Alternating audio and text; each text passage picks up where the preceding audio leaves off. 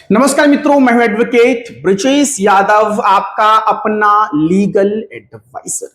दोस्तों, इन दिनों हमारे लोन के डिफॉल्टर्स, लोन के बोरोवर्स के द्वारा एक कॉमन प्रश्न पूछा जा रहा है कि सर जी, मेरा जो लोन है ना वो काफी पुराना हो चुका है, जिसको 5 से 6 साल हो चुके हैं, लेकिन पिछले कई सालों से लोन रिकवरी एजेंट्स के द्वारा कोई कॉल्स नहीं, कोई हैरेसमेंट नहीं, लोन कंपनियों के द्वारा, बैंक के द्वारा लोन की रिकवरी को लेकर कोई भी एक्शन नहीं।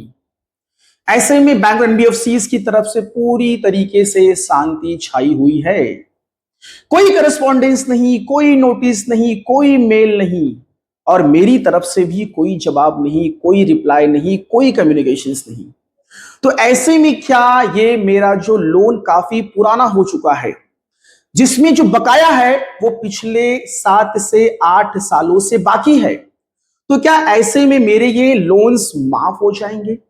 क्या मैं इनको माफ मान लूं कि अब ये लोन कंपनियां इस पैसे की रिकवरी नहीं करेगी और आगे चलकर भविष्य में ये लोन कंपनियां मेरे ऊपर, मेरे खिलाफ में कोई लीगल एक्शन या फिर कानूनी कार्रवाई नहीं करेंगी? मैं इसका जवाब चाहता हूं। इस प्रकार के प्रश्न लोन के डिफॉल्टर्स, लोन के बोरोवर्स मुझसे पूछ रहे हैं। और तो और ये लोन के डिफॉल्टर्स, लोन के बोरोवर्स ये भी कह रहे हैं कि सर जी, इन दिनों सोशल मीडिया पे कुछ वीडियोस वायरल हो रहे हैं कि 3 साल का यदि बकाया है और 3 साल के ऊपर का समय हो चुका है, तो ऐसे में सभी लोन ऑटोमेटिकली माफ हो जाएंगे, माफ मान लिए जाएंगे, अब नहीं देना पड़ेगा। तो दोस्तों, इस बात में कितनी सच्चाई है? क्या ऐसा कोई कानून है, ऐसा कोई लॉ है, ऐसा कोई प्रोविजन, प्रावधान, कोई धारा, कोई सेक्शन है जिसके अंदर यह लिखा है कि 3 साल से ऊपर के जो लोन्स में अमाउंट बाकी हैं, ड्यूज, आउटस्टैंडिंग, ओवर ड्यूज हैं, ऐसे लोन्स माफ कर दिए जाएंगे लोन कंपनियों के द्वारा? क्या ऐसा कोई कानून है जिसमें यह चीज लिखी हुई है? क्या इसका कोई लिमिटेशन पीरियड है, कोई समय अवधि है? दोस्तों, तो आज हम इस वीडियो क्लास के अंदर इसी विषय के ऊपर डिटेल्ड में और विस्तार में चर्चा करेंगे कि क्या सचमुच में जितने भी पुराने लोन्स हैं, जिनमें कई सालों से राशि बकाया है, जिसका रीपेमेंट लोन के डिफॉल्टर, लोन के बोरोवर को देना बाकी है, तो क्या ये सारे लोन्स माफ कर दिए जाएंगे? दोस्तों, आइए हम क्लास को स्टार्ट करते हैं। दोस्तों, एक कानून है द लिमिटेशन एक्ट 1963 का कानून।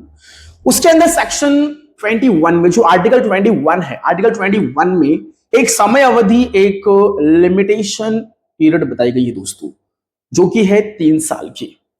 यदि किसी लोन के केस में आपका कोई अमाउंट बाकी है और उसमें आपने पैसे नहीं दे रहे हैं और ये बकाया राशि 3 साल के ऊपर हो चुका है दोस्तों, और ऐसे में लोन कंपनियों की तरफ से रिकवरी नहीं की जा रही है, कोई नोटिस नहीं, कोई कॉल नहीं दोस्तों, और आपकी तरफ से भी कोई जवाब, कोई रिप्लाई, कोई एक्नॉलेजमेंट नहीं, कोई पार्ट पेमेंट नहीं, 1 रुपया नहीं दिया दोस्तों, और ऐसे में 3 साल बीत चुके हैं। पिछले 3 साल में दोनों तरफ से, लोन कंपनी की तरफ से और आपकी तरफ से, लोन डिफॉल्टर की तरफ से, कोई कम्युनिकेशंस नहीं, कोई वार्तालाप नहीं, कोई नोटिस नहीं दोस्तों, कोई जवाब नहीं, 1 रुपए का भी पेमेंट नहीं दोस्तों, और ऐसे में 3 साल बीत जाते हैं। तो इस कानून और इस आर्टिकल 21 के तहत दोस्तों, लोन कंपनियां 3 साल के बाद उस लोन में जो भी अमाउंट बाकी है, उसकी रिकवरी, उसकी वसूली, यदि हम लीगल तरीके से बात करें दोस्तों, तो नहीं कर सकती है। वसूली कर सकती, बट अगर लीगली जाए, अगर समझो कोर्ट में कोई सूट फाइल करे, मनी रिकवरी सूट फाइल करे, या फिर कोई भी कानूनी एक्शन ले, लीगल एक्शन ले मनी की रिकवरी के लिए, तो दोस्तों ये मेंटेनेबल नहीं होगा, क्योंकि ये टाइम बाउंड हो चुका है, 3 साल के ऊपर का समय हो चुका है। अगर ये लोन कंपनियां कोर्ट कचहरी में जाती हैं, केस मुकदमा करने की बात करती हैं दोस्तों, और समझो कर भी देती है केस मुकदमा, तो ऐसे में आगे चलकर दोस्तों, यदि आप मजबूती से रिप्लाई, जवाब फाइल करेंगे, रिटर्न स्टेटमेंट फाइल करेंगे, कोर्ट में बहस करेंगे दोस्तों, तो ये मामला खत्म हो जाएगा, क्योंकि यहां पे जो समय अवधि है वो 3 साल के ऊपर की हो चुकी है। ये जो मामला ये टाइम बार्ड हो चुका है दोस्तों, ये कोर्ट में मेंटेनेबल ही नहीं होगा दोस्तों, ये मैटर एनफोर्सिएबल ही नहीं होगा in the court of law दोस्तों, क्योंकि यहां पे समय अवधि 3 साल के ऊपर की हो चुकी है। इसीलिए आपने देखा होगा कि ये लोन कंपनियां हमेशा दोस्तों आपको मेल के माध्यम से, मैसेज के माध्यम से, नोटिस के माध्यम से आपको बार बार इंटीमेशन, आपको सूचना देती रहती है कि आपका इतना अमाउंट बाकी है दोस्तों। अब आपका ये प्रश्न रहता है कि सर ये 3 साल की जो काउंटिंग है, ये जो 3 साल का जो समय अवधि है, ये कहां से काउंट किया जाता है? तो दोस्तों ये काउंट किया जाता है कि आपने जिस डेट को लोन लिया होगा वो डेट से आप काउंट कर ले, या फिर दोस्तों आपका लास्ट ईएमआई किस डेट को आपने दिया था, जो भी चीज अर्लियर होगी, जो भी चीज पहले होगी दोस्तों।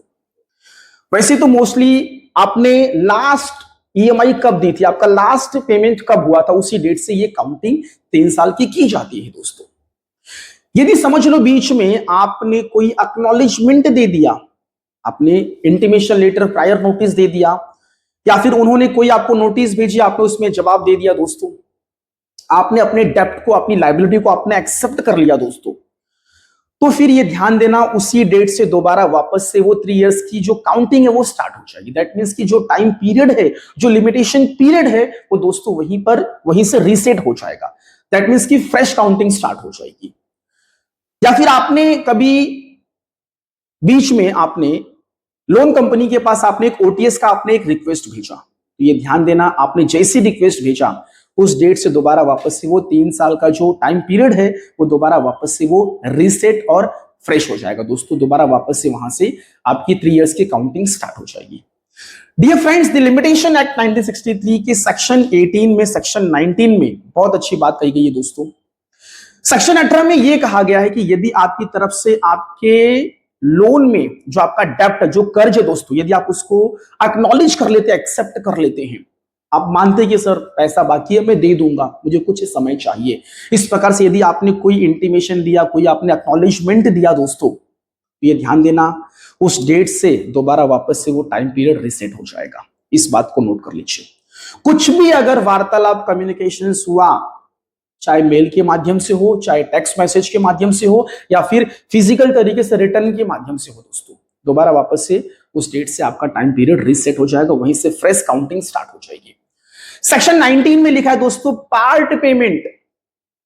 पार्ट पेमेंट यदि आपने आपके लोन के इस केस में यदि 1 रुपया भी यदि आपने दिया रहेगा दोस्तों, तो जिस डेट को आपने 1 रुपया दिया रहेगा उस डेट से दोबारा वापस से आपकी वो जो लिमिटेशन, जो पीरियड है, वो दोबारा वापस से वहीं से रीसेट हो जाएगी, वहां से फ्रेश काउंटिंग स्टार्ट हो जाएगी दोस्तों। सेक्शन 19 में लिखा है पार्ट पेमेंट के बारे में। यदि आपने एक ईएमआई भी दे दी, आपने कुछ पार्ट पेमेंट कर दिया, तो उस डेट से दोबारा वापस से आपका 3 इयर्स का काउंटिंग स्टार्ट हो जाएगा। इस बात को नोट कर लीजिए दोस्तों। तो इसीलिए देखो लोन कंपनियां बार बार आपको मैसेज, आपको बार बार नोटिस, आपको बार बार मेल करती रहती हैं, और वो बार बार इस लिमिटेशन पीरियड को वो ब्रेक करती रहती हैं, रीसेट करती रहती है, तोड़ती रहती है दोस्तों।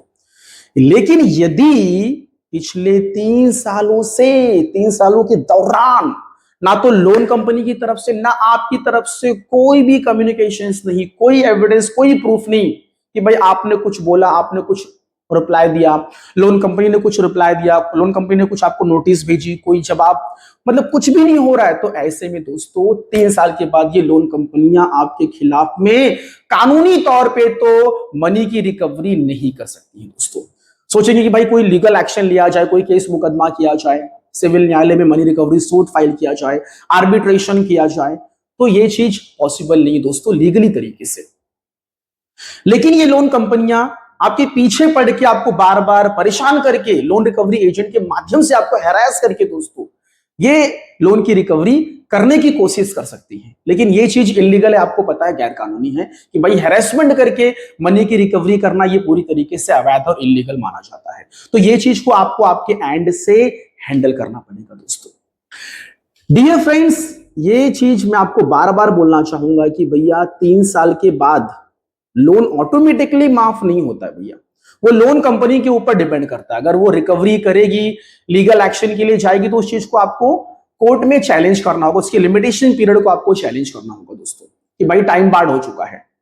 डियर फ्रेंड्स, इसके ऊपर एक ऑनरेबल सुप्रीम कोर्ट की एक लैंडमार्क जजमेंट है दोस्तों, Dena bank versus C Shiv Kumar Reddy and others. दोस्तों 2021 का मामला है। इसमें भी सुप्रीम कोर्ट ने क्लियर कट कहा है कि सेक्शन 18 का section 18 of the limitation act 1963 और सेक्शन 19 द लिमिटेशन एक्ट 1963 के कानून के बारे में बात कही थी दोस्तों इस लैंडमार्क जजमेंट के अंदर।